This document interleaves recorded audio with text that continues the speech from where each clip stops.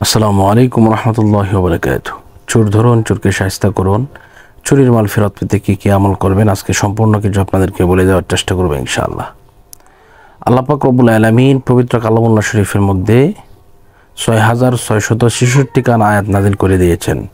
এর মধ্যে বিশেষ এক আয়াত আছে যে আয়াতে কারিমা যদি কেউ 1,15,000 মতান্তরে 1,30,000 বার যদি কেউ পড়ে তাহলে অবশ্যই চোর মাল ফেরত দিতে বাধ্য হবে, এমনকি চোরের গলা দিয়ে রক্ত বের হবে, চোর অবশ্যই ফেরত দিতে বাধ্য হবে ইনশাআল্লাহ। তো আসুন এই নিয়মটা আমরা জেনে নিই, এই নিয়মটা আমরা কীভাবে পড়বো, কীভাবে পড়লে চোর বের হয়ে যাবে ইনশাআল্লাহ। তো প্রথমত আপনাকে যে কাজটা করতে হবে তা হচ্ছে আপনাকে পবিত্রতা অবস্থায় থাকতে হবে।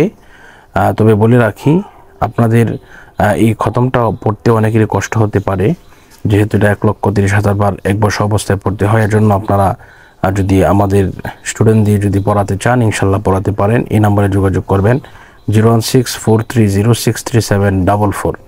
এভাবে ইনশাল্লাহ আপনারা যোগাযোগ করলে ইনশাল্লাহ পড়াই দিতে পারবো, অথবা আপনারা যদি পড়তে পারেন ইনশাল্লাহ নিয়মটা জেনে নেন কীভাবে পড়বেন বা আমরা কীভাবে পড়ি এটা নিয়মটা জেনে নেন। প্রথমত হচ্ছে আপনি লা ইলাহা ইল্লা আনতা সুবহানাকা ইন্নী কুনতু মিনাজ জালিমিন, এটা 100 বার পড়বেন। প্রতি 100 বার পর আপনাকে পড়তে হবে ফাস্তাজাবনা লাহু ওয়া নাজ্জায়নাহু মিনাল গাম্মি ওয়া কাযালিকা নুনজিল মুমিনিন। এভাবে যখন আপনি 1,30,000 বার পড়বেন, পড়ার পর দেখবেন ইনশাল্লাহ আপনার মাল যে চুরে নিয়েছে সে চোর মাল ফেরত দিতে বাধ্য হবে, অন্যথায় সে অসুস্থ হয়ে যাবে ইনশাল্লাহ। এজন্য আপনি অবশ্যই এটা পড়ার পরে দোয়া করে দিবেন।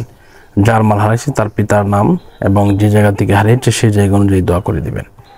আমি একটি ঘটনা আপনাদেরকে শেয়ার করি যে মালয়েশিয়ার এক ভাই 12 লক্ষ টাকা দিয়ে গেছে, 13 লক্ষ টাকা চুরি হয়ে গেছিল। তো উনি আমাদের মাধ্যমে এই খতমটা পড়িয়েছিলেন, আলহামদুলিল্লাহ উনি এক রাতের ভিতরেই 12 লক্ষ টাকা ফেরত পেয়েছেন। এটি আমাদের কোনো না, আমরা হচ্ছে ওসিলা, সব কিছু দেওয়ার মালিক হচ্ছে আল্লাহ।